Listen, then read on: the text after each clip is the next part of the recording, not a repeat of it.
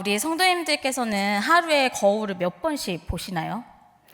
저 같은 경우에는 아무도 궁금해하지 않으실 거라는 거 알지만 그래도 말씀드리겠습니다. 네, 저 같은 경우에는 아침에 일어나서 씻을 때, 그리고 화장할 때, 또 외출 준비할 때, 옷 갈아입을 때, 그리고 현관방 나가기 전에 한 번 더 거울 보고 체크하고, 그 다음에 또 엘리베이터 타면은 거울 있지 않습니까? 그쵸? 거울 보고 또 한 번 체크하고, 달라지는 건 없지만, 그래서 한 번 보고, 그 다음에 이제 길 가다가 이제 그 가게에 이제 유리문에 또 비치잖아요. 그러면 또 보게 되더라고요. 또 한 번 보고, 또 이제 지하철역에 딱 도착하면 스크린도어에 또 비쳐요. 그러면 또 한 번 더 보고, 놀랍게도요, 제가 출근하면 제 자리에 거울이 2개나 있습니다. 왜 있는지는 모르겠습니다. 근데 2개가 있습니다. 그래서 또 수시로 이제 거울을 보게 됩니다. 또 이제 화장실 갈 때마다 뭐 매번 거울 보고, 제가 대략 적게 좀 세어보니까 28번에서 31번 정도 거울을 많이 보는 건가요? 아, 그래요? 저도 놀랐어요. 제가 생각보다 저는 거울을 잘 안 본다고 생각을 했는데, 거울을 굉장히 많이 보더라고요. 왜 보는지를 모르겠는데, 네, 거울을 그렇게 많이 봅니다. 이렇듯 우리가 일상을 지내면서 많은 거울을 마주합니다. 누군가는 아침마다 화장대 앞에서 얼굴을 확인하고, 또 누군가는 길 가다가 유리창에 비친 자신의 모습을 보며 확인합니다. 그런데 진짜 중요한 것은요, 우리의 겉모습이 아닌 영적 정체성을 비춰줄 수 있는 거울을 만나야 한다는 것입니다. 혹시 이 거울 치료라는 말을 들어보신 적이 있으시죠? 네, 의학 분야에서 사용하는 치료법 중 하나인데요. 이 불의의 사고로 인해서 팔과 다리를 잃은 환자분들은요, 이 여전히 사라진 부위에 통증을 느끼는 경우가 있다고 합니다. 의학적으로는 이거를 환산지통이라고 부르는데, 그때 거울 치료가 쓰입니다. 거울을 이용해서 이 멀쩡한 쪽에 팔과 다리를 비추면 이 뇌는 마치 잃어버린 쪽이 그대로 남아있는 것처럼 인식해서 이 통증이 서서히 줄어든다고 합니다. 이 거울 치료가 잃어버린 신체 부위의 통증을 완화하는 것처럼, 이 말씀이라는 거울은 우리의 망각된 영적 정체성을 비추어서 그리스도 안에서 우리가 누구인지를 다시 깨닫고 회복하게 하는 비유로 생각해 볼 수 있습니다. 하지만 이 한 가지 굉장히 중요한 차이점이 있습니다. 거울 치료는 이 뇌를 속여가지고 통증을 줄이는 반면에, 하나님의 말씀은 우리를 속이는 것이 아니라 우리의 진짜 모습, 즉 하나님 안에서 회복된 정체성을 똑바로 보여준다는 점입니다. 우리도 때로는 이런 영적 고통을 느낄 때가 있습니다. 나는 분명히 하나님의 자녀인데 마치 그 사랑을 잃어버린 것처럼 느껴지고, 이미 많은 것을 받았는데 마치 아무것도 가지지 못한 사람처럼 영적 빈곤함과 이 허무함에 빠질 때가 있습니다. 그래서 오늘 우리가 함께 읽은 본문의 말씀이 바로 이런 거울의 역할을 해줍니다. 나는 이미 복을 받은 자다. 나는 하나님의 소유다. 나는 하나님의 자녀다. 말씀이라는 거룩한 거울 앞에 설 때 다시금 우리 안에 있는 이 복을 인식하고 잃어버린 것이 아니라 잠시 잊고 살았던 것임을 깨달으며 우리의 영적 정체성을 회복하게 됩니다. 에베소서 말씀을 제가 읽으면서 이 사도 바울이 느꼈을 이 감격이 얼마나 컸을까를 생각해 봤습니다. 바울은 이 편지를 쓰면서 마치 먹구름이 걷히고 맑고 선명한 하늘이 드러나듯이 그리스도 안에서 우리가 받은 복이 얼마나 대단한 것인지를 하나하나 열거하고 있습니다. 이 제 부족한 설교일지라도 성령님의 역사하심으로 이 자리에 계신 성도님들 마음에 사도 바울이 느꼈던 구원에 대한 감격과 하나님을 향한 뜨거운 찬양과 감사가 고스란히 전달되어지기를 바랍니다. 1절 말씀인데요, 제가 읽겠습니다. 하나님의 뜻으로 말미암아 그리스도 예수의 사도된 바울은 에베소에 있는 성도들과 그리스도 예수 안에 있는 신실한 자들에게 편지하노니. 아멘. 편지의 이 서두를 보면 이 편지는 단지 한 도시, 교회를 향한 편지라기보다는 바로 오늘 이 자리에 있는 우리 모두가 예수 그리스도 안에서 하나님께 속한 자, 그러니까 분명히 속한 자임을 분명하게 밝히며 시작하고 있습니다. 그리고 바울이 우리를 하나님의 말씀이라는 거울 앞에 세워서 그리스도 예수 안에 있는 자들, 그러니까 오늘 이 자리에 앉아있는 우리의 정체성과 영적 현실을 바라보게 하는 듯합니다. 우리는 종종 하나님을 믿는다 말하지만 이 막상 눈앞의 현실에 눌리고 치이다 보면 내가 누구인지 어디에 속해 있는지를 잊으며 살아갈 때가 있습니다. 이 염려와 불안이 밀려오기도 하고요. 반복된 실수와 죄책감, 죄의 유혹은 우리 마음에 먹구름같이 껴서 하나님은 물론이고 우리가 받은 은혜의 복이 잘 보이지 않습니다. 그러나 오늘 말씀은 그 먹구름은 걷어내시고 우리를 향한 하나님의 뜻과 사랑, 그리고 그리스도 안에 주어진 복을 밝히 보여줍니다. 3절 말씀 우리 함께 읽어보도록 하겠습니다. 찬송하리로다. 하나님 곧 우리 주 예수 그리스도의 아버지께서 그리스도 안에서 하늘에 속한 모든 신령한 복을 우리에게 주시되. 아멘. 여기서 말하는 복은 단순히 건강이나 재물, 이 땅에 이제 한시적으로 일시적으로 있는 것들이 아니라 이 하늘에 속한 신령한 복, 그러니까 즉 영원하고 본질적인 은혜에 대해서 말하고 있습니다. 그렇다면 우리가 그리스도 안에서 받은 이 신령한 복은 무엇일까요? 우리는 그동안 이 복이 얼마나 대단한 것인지를 이 먹구름에 가려서 미처 누리지 못하고 놓치며 살아왔습니다. 하지만 오늘 말씀에서 분명히 밝히고 있습니다. 4절에는 하나님께서 창세전 이미 우리를 사랑으로 바라보셨고 거룩하고 흠이 없게 하시겠다는 뜻을 품으셨습니다. 이는 하나님께서 먼저 우리를 사랑하셨다는 이 복음의 핵심이 담겨져 있는 말씀입니다. 그리고 이 진리는 우리의 존재를 완전히 새롭게 바라보게 합니다.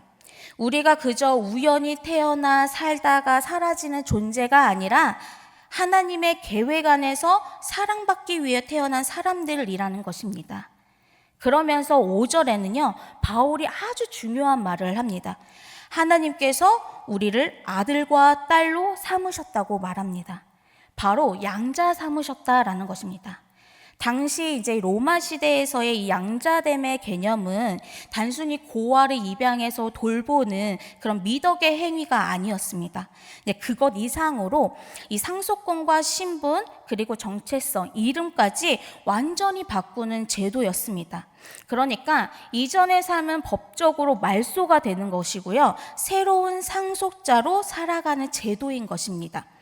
이 로마 역사에서 가장 강력한 정치적 입양 사례가 있었습니다.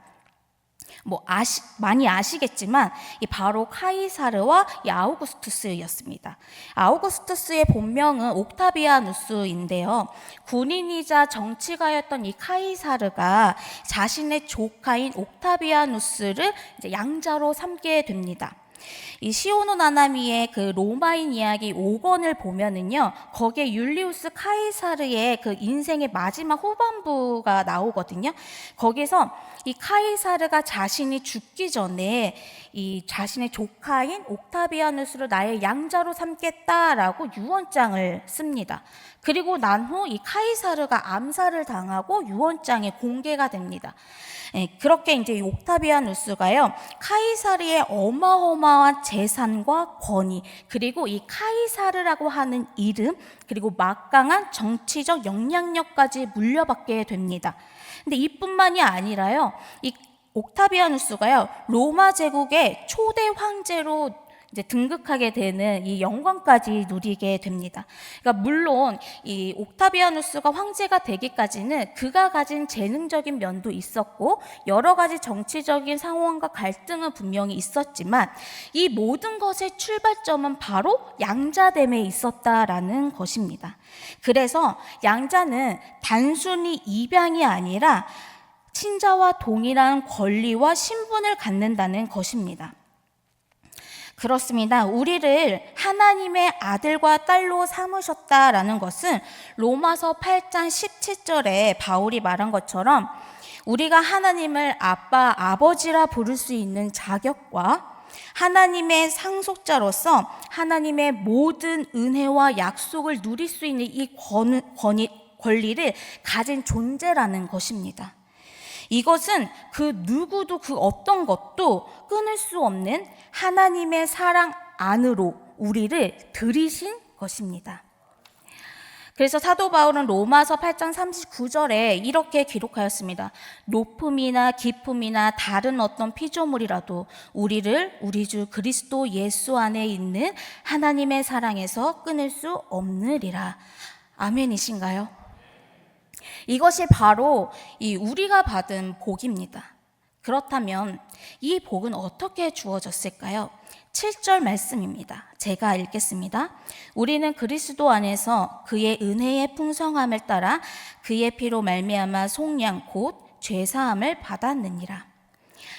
헬라어 원어로 이 속량은 그 값을 지불하고 노예의 신분에서 자유롭게 해주는 것을 뜻합니다.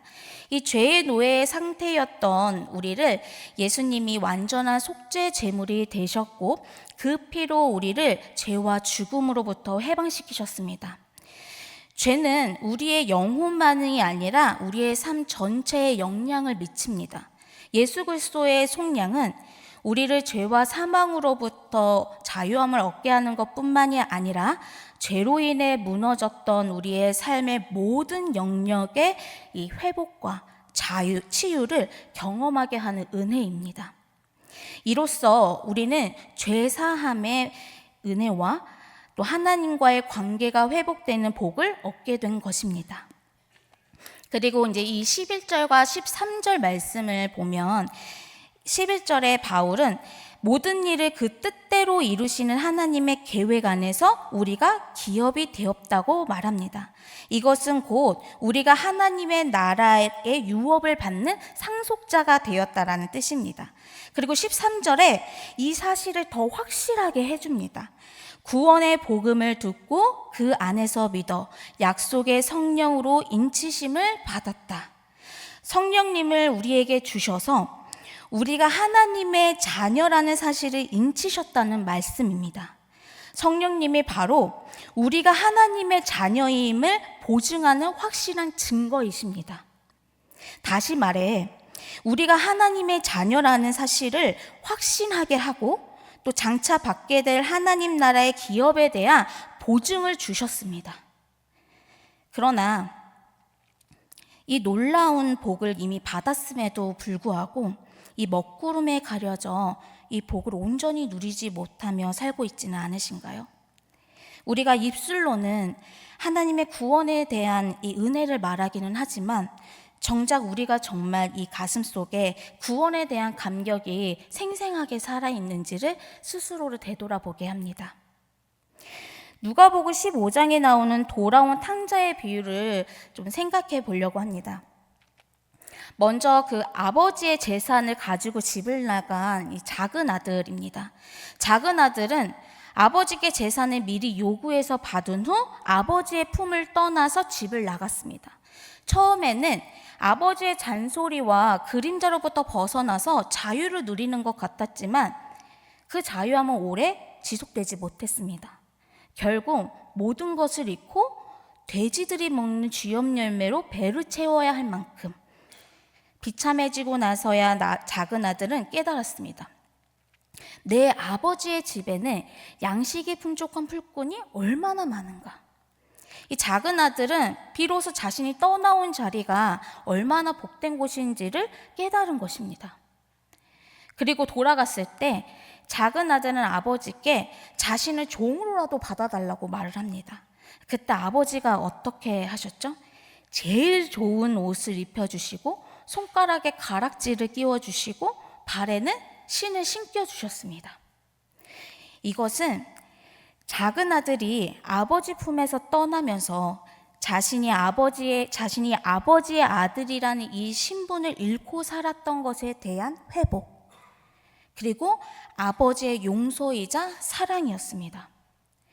자, 다음으로 늘 아버지 곁에 있었던 큰 아들입니다. 큰 아들은 아버지와 함께 있으면서도 늘 불평하고 집 나갔다 돌아온 동생을 용서하지도 못한 채 아버지가 베푼 잔치에 참여도 하려고 하지도 않습니다. 큰 아들도 작은 아들과 다르지 않습니다. 큰 아들은 아버지와 함께 지내면서도 정작 아버지에게 대한 마음은 멀어져 있었습니다. 어떻게 보면 큰 아들은 복의 자리에 있으면서도 그 복을 누리지 못했던 불쌍한 아들이지 않았나 싶습니다. 사랑하는 성도님들, 우리도 이와 같지를 않기를 바랍니다.